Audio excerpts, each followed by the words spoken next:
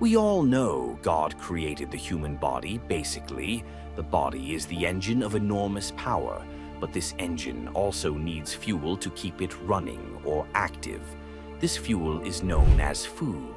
God instilled in us a natural craving for food, known as hunger, to ensure that our bodies remain nourished and energized. Food satisfies these cravings, fueling us and sustaining the delicate balance of life. This rhythm keeps us moving forward. But why would anyone choose to go hungry? In today's world, we are taught to eat 3 meals a day. Society emphasizes the importance of a hearty breakfast as the key to starting the day right. Eat to stay strong was a message ingrained in us from an early age, encouraging 3 full meals paired with exercise to build strength. Yet, skipping meals has become commonplace. Many call it dieting, often done to shed pounds or for health benefits. But this practice raises questions about our relationship with hunger and the deeper reasons behind such choices. But some people refrain from eating because of spiritual reasons, and this reason is known as fast. According to the Bible, a question arises in the mind: what is fast? Fasting is often done for a set time to focus on a spiritual purpose. In the Old Testament, the Jewish people were commanded to fast once a year. Leviticus 16:29 says, "On the 10th day of the 7th month, you must humble yourselves and do no work, whether you are a native or a foreigner living among you." This fasting was a way for them to turn their hearts toward God and follow His commandments. Yom Kippur, also known as the Day of Atonement, is a special day when people fast. This fast is important because it's a time for everyone to remember God's forgiveness. Once a year, on this day, everyone would fast to reflect on their salvation. On Yom Kippur, the high priest would enter the Holy of Holies, the most sacred place, to offer the blood of an animal as a way to ask for forgiveness for the sins of the people. In Leviticus 16:4, it says that the high priest would wash himself, put on special clothes, and offer sacrifices to make atonement for himself and the people. Everyone fasted to connect with this act, remembering the sacrifice made for their forgiveness. Jesus later taught his followers about fasting in Matthew 6:16-18.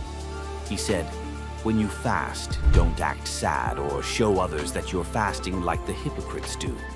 They want people to notice.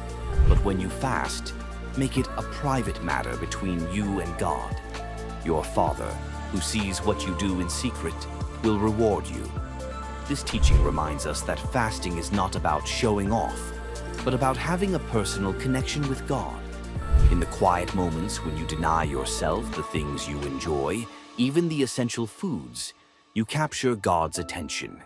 Jesus, in his wisdom, cautioned against fasting for the sake of public admiration. He made it clear that fasting should not be an act of seeking praise from others. Instead, he encouraged his followers to fast in secret, dedicating those moments to heartfelt prayer and the pursuit of spiritual connection. For Jesus, fasting is a legitimate discipline, a way to temporarily set aside bodily cravings, typically hunger, in favor of a deeper spiritual need. This practice is not meant to impress or draw attention. If you fast to gain the approval of others, that's all the reward you'll get. The real reward comes in the unseen moments when your devotion is known only to God. Jesus said, "When you fast, anoint your head and wash your face, so that it will not be obvious to others that you are fasting, but only to your unseen Father. And your Father, who sees what is done in secret, will reward you openly." Fasting is a private act of commitment between you and God. It's not for the approval of your friends or to gain social recognition. If you've never fasted before, the thought of going without food can feel intimidating. You might wonder if the hunger will be unbearable or whether you'll be able to endure. There might be moments when the temptation to give in feels strong, especially when you see the advertisements tempting you with delicious food. But remember, fasting is not about enduring hardship for hardship's sake. It's about focusing on a greater spiritual purpose. There may also be concerns about how others will perceive you. Will they think you're strange if they find out? But the truth is, fasting isn't about what others think. It's about the quiet, intimate connection with God. Sometimes you may fast alone, in private, and other times you may join a public fast, like when Ezra called for a fast with 4,000 people, or when Esther asked all the Jewish believers to fast for divine intervention.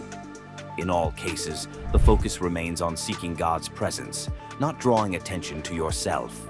Fasting is often misunderstood. It's not simply about dieting or abstaining from food for health reasons. Fasting, especially when paired with prayer, is a spiritual practice with deep roots in the Bible. It's a discipline that helps strengthen one's spiritual fitness, transforming individuals into prayer warriors for God. While some may think that Christians don't need discipline, the truth is that we grow stronger through spiritual exercises. As soldiers of Christ, we are called to master various disciplines, and fasting is one of the most powerful. Jesus taught his disciples that when they prayed for others, whether for their church or for people's salvation, they would face opposition from Satan.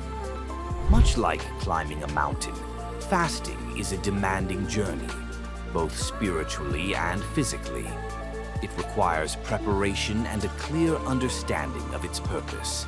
The road may be challenging, but the spiritual rewards are priceless. If this is your first fast, don't be discouraged by the size of your step. God honors your willingness to act in faith, even in what others might consider a small gesture. What matters most is the heart with which you fast.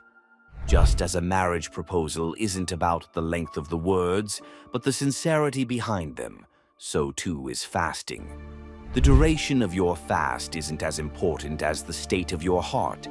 When you begin fasting, focus on your relationship with God. He knows your heart and values your sincerity more than the length of your prayer or fast. If you are new to fasting, consider starting small, maybe by skipping one meal.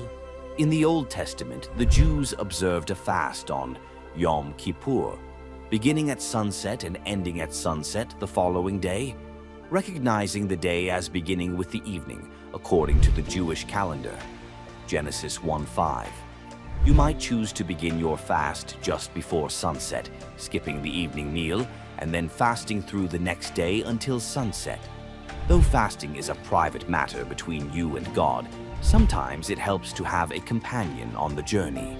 If you're fasting for a specific prayer request, consider inviting someone to fast and pray with you. This shared experience can help strengthen your focus and commitment. Jesus taught us that there is incredible strength in unity. In Matthew 18:18-19, he shared, "Truly, I tell you, whatever you bind on earth will be bound in heaven, and whatever you loose on earth will be loosed in heaven. Again, truly, I tell you, if two of you agree on earth about anything you ask for, it will be done for them by my Father in heaven." These verses are not just about prayer. They speak to the power of commitment and agreement with another person. Think about it. When you plan a vacation with someone, it becomes more memorable because you're sharing the excitement and the experience. It's the same with fasting. Praying and fasting together make your spiritual journey more focused and impactful. Fasting with a partner brings additional strength. When doubts or fears arise, having someone to talk to can help you overcome challenges. If fasting feels intimidating, your partner can help you stay motivated. A simple call to check in can keep you going, reminding you of your purpose. Consider the joy of reaching the top of a mountain. When you climb alone, your victory is yours alone. But when you climb with others, the celebration is multiplied. Sharing your victory makes it even sweeter. The same happens when you finish fast. You can rejoice together, making the accomplishment even more fulfilling. There's also the benefit of accountability. When you fast with someone, you're less likely to break your fast because you know they are aware of your commitment. It's like running or walking with a friend for health. You support each other and stay committed, especially when it gets tough. Even if you feel strong, having someone in the same journey can help you stay focused.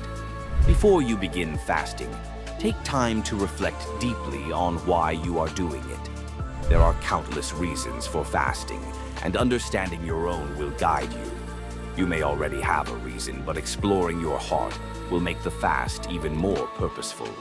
When young David stood before the towering Goliath, no other soldier in Israel was brave enough to face the giant. They all found excuses to avoid the battle, each offering a different reason for their reluctance. Yet, David remained resolute. He had a deep personal reason to take on Goliath, and it went beyond mere courage. This story isn't just about taking action, it's about purpose and commitment. Just as fasting requires intentionality, David's challenge was driven by his unwavering cause. Fasting, like confronting giants, is about more than going without food. It's a purposeful sacrifice with a deep reason behind it. Are you ready to give up your comforts for a cause? If you're considering fasting, write down your reasons. When you leave your cause only in your mind, it can become unclear and hard to focus on. But when you see your reasons in writing, they become sharper, clearer, and more purposeful. Planning is essential. Don't approach fasting casually or you risk failing. Don't attempt fasting with a "let's see how far I can go" mindset, only to quit at the first sign of discomfort. Make a firm, unwavering commitment to fast, regardless of the challenges. When you move from merely thinking about fasting to truly committing to seek God, you embrace a deeper purpose. Your fast becomes an act of faith, relying on God's grace and strength. There are different types of fasts, and one of the most extreme is the absolute fast, where you abstain from both food and water. Paul experienced this after his encounter with Jesus on the road to Damascus, where he was struck blind and spent 3 days in total fasting, Acts 9:9. This kind of fast is not for the faint-hearted or for beginners. It's a fast meant for those in deep distress or facing serious spiritual battles, such as seeking deliverance from addiction or protection from dark forces. As you approach fasting, remember, like David facing Goliath, your purpose, commitment, and planning are what will carry you through, not just your willpower. In the Bible, the idea of fasting often involves abstaining from solid food and sometimes from liquids as well, though the specifics can vary. A normal fast, for example, typically means refraining from all solid food, with some accounts leaving the question of drinking liquids unclear. One prominent instance is when Jesus fasted for 40 days in the wilderness. Luke 4:2 tells us that Jesus ate nothing during that time, and afterward he was hungry, though there is no mention of him drinking liquids during the fast. When people fast today, many choose to avoid not just solid foods, but also pleasurable drinks like soda or fruit juices. This aligns with the biblical practice of afflicting oneself through fasting, as mentioned in Isaiah 58:3, where the people express their hunger and humility. There is also the partial fast, where certain foods or drinks are avoided, but not everything. A famous example of this is the Daniel fast. In Daniel 1:12, Daniel and his friends request nothing but vegetables and water for 10 days, refusing to eat from the king's table. Their fast didn't harm them, and their commitment to this more limited fast reflected their devotion. In Daniel 10:3, we see another form of the partial fast when Daniel refrains from choice food, meat, and wine for 3 weeks. This type of fast highlights 3 specific things Daniel avoided: pleasant foods, which could be seen as indulgent treats like cakes or desserts; meat, which was a luxury; and wine, which was a source of pleasure. Through these acts, Daniel demonstrated a focus on discipline over enjoyment, offering us a powerful example of devotion and self-restraint in the pursuit of spiritual growth. John Wesley, the passionate founder of the Methodist movement, saw fasting as a vital spiritual practice. Every 2 to 3 months, he would summon his circuit preachers to a conference, either at the New Chapel or in London. These gatherings were focused on preparing spiritually for the work ahead. Wesley himself would fast for 10 days before each conference, subsisting only on whole grain bread and water. His fasting was not merely for physical endurance. It was a time for deep prayer and seeking spiritual power to fuel his ministry. The result of these dedicated fasts was evident. The Methodist preachers who attended these conferences were filled with a renewed resolve to transform the world. Their collective efforts led to the creation of the largest Protestant denomination in the world, a testament to God's blessing on Wesley's dedication to prayer and fasting. In modern times, the practice of rotating fasts, which Wesley employed, is rarely seen in Christian circles today. It is typically used for medical reasons, such as determining a person's food allergies or cleansing their system. The process involves a day of absolute or partial fasting, followed by 6 days where a single new food group is introduced each day. This allows the person to isolate and identify any food that may be causing physical discomfort or reaction. When preparing to fast, it's essential to take several key factors into account, especially considering your unique circumstances. The decision to fast isn't one to be taken lightly, and it's important to choose the approach that aligns best with your situation. Here are some important thoughts to guide you. If it's your first time fasting, I suggest beginning with a simple one-day fast, like the Yom Kippur fast. It's manageable and sets a foundation. If you feel called to address a deeper, ongoing concern, you might opt for a series of shorter fasts, such as fasting 1 day a week for 3 weeks, rather than diving straight into a longer, more demanding fast. Remember, fasting is a new journey, and it's vital to approach it with caution. You are learning not only to discipline your body, but also to nurture your spirit. For your first fast, stick to a normal fast, where you refrain from food entirely and only drink liquids for a day. This will help your body adjust to the rhythm of fasting, preparing it for more challenging fasts in the future, where both food and drink may be eliminated. Another important consideration is aligning the reason for your fast with the type of fast you choose. If it's a routine request, a normal fast will suffice. For more serious concerns, a fast with stricter requirements may be more appropriate. Lastly, ensure that you feel at peace with both the type and length of the fast. Fasting should not bring unnecessary stress or doubt. You should never feel guilty for your choice. This is a personal decision made with intention and faith. Choose the fast that feels right for you, trusting that it will guide you spiritually and physically. When considering fasting, many factors come into play. First, you need to think about your weekly routine. What days of the week might not be ideal for fasting? And are there upcoming events like holidays or celebrations that would make fasting difficult, such as Thanksgiving, Christmas, or weddings? Starting a fast with a long duration can be overwhelming, especially if you haven't fasted before, as you're unsure how your body or emotions will react. A one-day fast, however, is a more manageable choice for beginners. Whatever fast you decide on, remember that it's a step of faith. God sees your heart, and He will reward you according to your intentions. Prayer is vital in this journey. Lord, grant us the wisdom to understand the true spiritual purpose behind fasting. Remind us that it's not merely the abstention from food that draws us closer to you, but the sincerity of our hearts and the earnest desire for a deeper connection with you through prayer. May our fasting not be for show or to be seen by others, but to be seen by you, Lord, who knows what's done in secret and rewards openly. We thank you, Lord, for the strength and discipline that fasting provides, teaching us to rely more on you and less on our own strength. Amen. If this message resonated with you, I invite you to subscribe, ensuring you won't miss any of our upcoming videos. Together, we can enlighten minds and deepen our understanding. Thank you for being here, and may God bless you.